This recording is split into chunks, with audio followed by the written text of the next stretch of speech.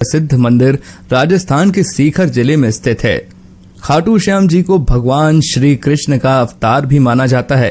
देश के करोड़ों लोग खाटू श्याम जी की पूजा करते हैं। खाटू श्याम जी के मंदिर में हर वक्त भक्तों का तांता लगा रहता है और विशेष रूप से होली से कुछ दिन पहले सीकर जिले में खाटू श्याम जी का विशाल मेला आयोजित किया जाता है, जिसमें राजस्थान सहित अन्य प्रदेशों के श्रद्धालु भी बाबा के दर्शन करने आते हैं। खाटू श्याम जी की कहानी महाभारत काल से शुरू होती है, जिसमें उनका नाम बर्बरीक था। बर्बरीक भीम का पौत्र और घटोत्कच का पुत्र था। बर्बरीक बचपन से ही एक बहुत अच्छा योद्धा था। बर्बरीक ने अपनी मां से युद्ध कला सीखी थी। बर्बरीक देवी शक्ति का बहुत बड़ा भक्त था। एक बार बर्बरीक ने देवी शक्ति की कठोर तपस्या की। बर्बरीक की कठिन तपस्या से देवी शक्ति वहां प्रकट हुई।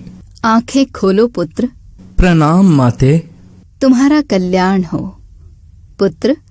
मैं तुम्हारी तपस्या से अति प्रसन्न हूँ। बोलो, क्या वरदान चाहिए? माते, आपने तो मुझे दर्शन देके ही कृतार्थ कर दिया। अब तो बस एक ही अभिलाषा है, आप अपना आशीर्वाद मुझ पर सदैव बनाए रखिए, जिससे मैं अपना संपूर्ण जीवन दीन दुखियों की सहायता करने में व्यतीत कर सकूं। माँ, तथास्तु। तुम सदा दुर्बलों का सहारा बनोगे। मैं तुम्हें ऐसी शक्ति प्रदान करूंगी जो तीनों लोकों में किसी के पास नहीं है। पर याद रहे, तुम्हें इन शक्तियों का दुरुपयोग नहीं करना है। भगवती शक्ति ने बर्बरीक को 3 दिव्य बाण वरदान स्वरूप दिए। वे बाण अपने लक्ष्य को भेद कर वापस लौट जाते थे।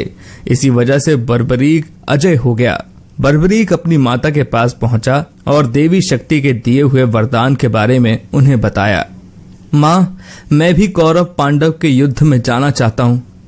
मेरे युद्ध में जाने की बहुत इच्छा है। माँ। पुत्र बर्बरीक, मैं जानती हूँ तुम एक महान योद्धा हो, इसीलिए मैं तुम्हें रोकूंगी नहीं। पर मुझे वचन दो कि तुम्हारे का सहारा बनोगे। तुम युद्ध में हारने वाले की तरफ से ही लड़ोगे। मैं आपको वचन देता हूँ माँ कि मैं युद्ध में हारने वाले की ही तरफ से लड़ाई करूंगा। अपनी माँ को वचन देकर बर्बरीक ने घोड़ी पर सवार होकर और देवी शक्ति के दिए हुए 3 बाणों को लेकर रवाना हो गया। भगवान कृष्ण तो अंतर्यामी हैं, वो ये सब लीला होते हुए देख रहे थे। भगवान कृष्ण जानते थे कि बर्बरीक केवल हारी हुई सेना की तरफ से ही लड़ेगा, और वो ये भी जानते थे कि कौरवों को भी बर्बरीक के इस वचन के बारे में पता है। बर्बरीक कौरवों का सहयोग कर पांडवों का विनाश कर देगा। इस प्रकार जब वो कौरवों की तरफ से लड़ेगा तो पांडवों की लड़ रही सेना कमजोर हो जाएगी। उसके बाद वो पांडवों की सेना में चला जाएगा। इस तरह वो दोनों सेनाओं में घूमता ही रहेगा।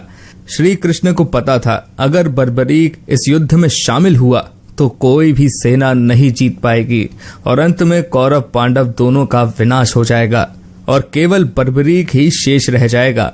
इसलिए रास्ते में ही श्री कृष्ण ने ब्राह्मण का वेश धारण कर बर्बरीक को रोका।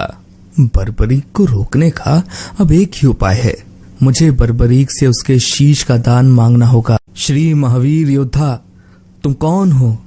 ये कुरुक्षेत्र की रणभूमि है। तुम कौरवों और पांडवों के युद्ध में क्या कर रहे हो? हे ब्राह्मण देव, मैं घटोत्कच का पुत्र बर्बरीक हूँ। मेरा प्रणाम स्वीकार कीजिए। मैं महाभारत के युद्ध में सम्मिलित होने आया हूँ। ऐसा कैसे हो सकता है पुत्र कि तुम मात्र 3 बाण से युद्ध में सम्मिलित होने जा रहे हो? ब्राह्मण देव, ये बाण कोई साधारण बाण नहीं है। इनमें से मात्र 1 बाण भी शत्रु सेना को परास्त करने के लिए पर्याप्त है, और ऐसा करने के बाद बाण वापस तरकश में ही लौट आएगा। अच्छा, तो फिर इस पीपल के पेड़ के सभी पत्तों को छेद कर दिखाओ जरा। बस इतनी सी बात ब्राह्मण देव, अभी किए देता हूं। बर्बरीक ने ब्राह्मण रूपी श्री कृष्ण की चुनौती स्वीकार कर ली। बाण ने अपने लक्ष्य से तुरंत छूटते ही सारे पत्तों को भेद डाला और वापस आकर ब्राह्मण रूपी श्री कृष्ण के पैरों के आसपास चक्कर काटने लगा, क्योंकि उन्होंने भी एक पत्ता अपने पैर के नीचे छुपाया था। ब्राह्मण राज, अपना पैर यहाँ से हटा लीजिए, वरना ये आपके पैर को भी भेद देगा। ये तीर अपने लक्ष्य को पूरा किए बिना तरकश में नहीं लौटते हैं। बर्बरीक के तीर अचूक हैं, लेकिन अपने निशाने के बारे में खुद बर्बरीक को भी पता नहीं रहता है। असली रणभूमि में अगर मैं सभी पांडव भाइयों को अलग अलग कहीं छिपा भी दूं ताकि वो बर्बरीक का शिकार होने से बच जाएं, तब भी बर्बरीक के तीर किसी को नहीं छोड़ेंगे। इन अचूक तीरों से कोई भी नहीं बच सकता है। हे वीर योद्धा, मैं तुम्हारे साहस की सराहना करता हूँ। मैं तुमसे दान स्वरूप कुछ मांगना चाहता हूँ। ब्राह्मण राज, अगर मेरे वश में होगा तो मैं आपकी इच्छा स्वरूप दान की अभिलाषा जरूर पूर्ण करूंगा। मैं वचन देता हूँ ब्राह्मण राज, आप मुझसे दान में जो भी मांगेंगे मैं आपको मना नहीं करूंगा। मुझे तुम्हारा शीश दान चाहिए पुत्र, क्या तुम ऐसा कर सकते हो? आप कौन हैं? मुझे अपना परिचय दीजिए। आप मुझे ब्राह्मण नहीं दिखाई देते, कृपया करके मुझे अपने वास्तविक रूप से अवगत कीजिए। बर्बरीक की प्रार्थना करने पर भगवान कृष्ण अपने रूप में आ जाते हैं। बर्बरीक उन्हें प्रणाम करता है। वासुदेव कृष्ण, आप स्वयं मेरे शीश दान की अभिलाषा हेतु आए हैं। बर्बरीक, युद्ध भूमि की पूजा के लिए एक वीर वर क्षत्रिय के शीश दान की आवश्यकता होती है और तुम महावीर महायोद्धा हो, अतएव मैं तुमसे शीश दान मांगता हूँ। हे वासुदेव कृष्ण, मैं आपको अपना शीश अवश्य दूंगा, पर मेरी 2 इच्छाएं हैं।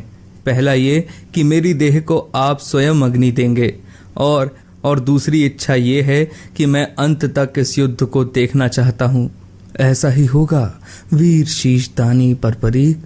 कलयुग में लोग तुम्हें हारे हुए का सहारा बोलेंगे, तुम्हें श्याम नाम से पुकारेंगे। मेरे नाम से ही तुम्हारी कलयुग में पूजा की जाएगी। कलयुग में खाटू श्याम नाम से तुम्हारी पूजा होगी।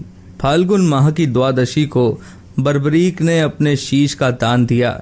बर्बरीक को ब्रह्मा जी ने एक श्राप दिया था, जिसके मुताबिक उनकी मृत्यु पृथ्वी लोक पर भगवान कृष्ण के ही हाथों होगी, तभी वो श्राप से मुक्त हो पाएंगे।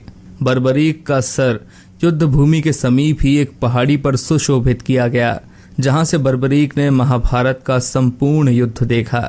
युद्ध की समाप्ति पर पांडवों में आपसी बहस होने लगी कि युद्ध में विजय का श्रेय किसको जाता है। इस पर श्री कृष्ण बोले, तुम सबको आपस में विवाद में पड़ने की कोई आवश्यकता नहीं है। बर्बरीक का शीश संपूर्ण युद्ध का साक्षी है, अतः उससे बेहतर निर्णायक भला कौन हो सकता है। ठीक है वासुदेव, फिर हम इस निर्णय को जानने के लिए बर्बरीक के पास ही चलते हैं। पौत्र बर्बरीक, तुमने तो युद्ध को बहुत ध्यान से देखा है, क्या तुम बता सकते हो हम सब वीरों में से इस युद्ध को जीतने का श्रेय किसे जाता है? श्री कृष्ण ने ही इस युद्ध में विजय प्राप्त कराने में सबसे महान कार्य किया है। उनकी शिक्षा, उनकी उपस्थिति, उनकी युद्ध नीति निर्णायक थी। मुझे तो युद्ध भूमि में सिर्फ वासुदेव कृष्ण का सुदर्शन चक्र घूमता हुआ दिखाई दे रहा था, जो कि शत्रु सेना को काट रहा था। इस धर्म युद्ध को जीतने का संपूर्ण श्रेय भगवान श्री कृष्ण को ही जाता है। वीर बर्बरीक, तुम धन्य हो, तुमने बिल्कुल सही निष्कर्ष दिया है। इसके पश्चात सभी पांडव बर्बरीक के निर्णय की सराहना करते हैं और भगवान कृष्ण से क्षमा मांगते हैं, क्योंकि वो जानते थे यदि स्वयं वासुदेव न होते तो ये धर्म युद्ध जीतना असंभव था। धर्म की विजय स्वयं वासुदेव कृष्ण के कारण ही हुई थी। भगवान कृष्ण के आशीर्वाद से बर्बरीक को कलयुग में श्याम नाम से पुकारा जाने लगा। आज भी खाटू श्याम जी महाराज के अनेकों